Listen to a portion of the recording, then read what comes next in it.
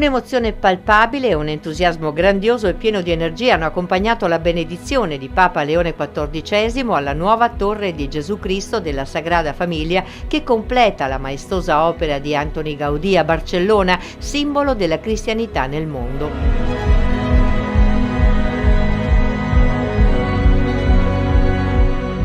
Al termine della funzione, celebrata in spagnolo, catalano e latino, il Santo Padre ha benedetto la torre dando il via alla celebrazione con cori, musica, droni, fuochi d'artificio.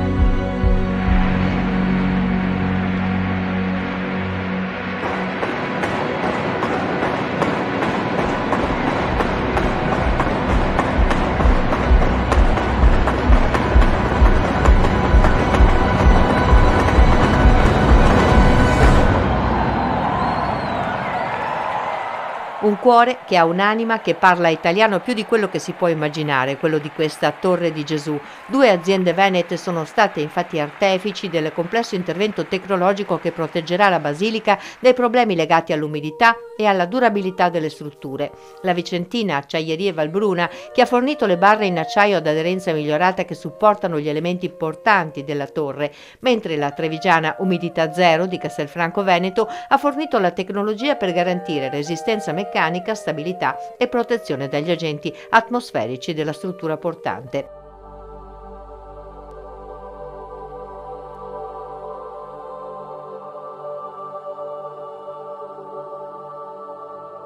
Interventi quindi che non sono visibili dall'esterno, ma che sono stati fondamentali per la realizzazione e per la durabilità della torre, sormontata da un crocifisso che si staglia su tutta la città catalana e ne illumina il cielo. Con i suoi 172 metri e mezzo di altezza, la Sagrada Famiglia diventa la chiesa più alta del mondo. Nell'anno del centenario della morte di Gaudì, l'opera si completa con questa Torre di Gesù, uno spettacolo maestoso, celebrato in Mondovisione e che proprio per questo ha illuminato di gioia e speranza tutto il mondo.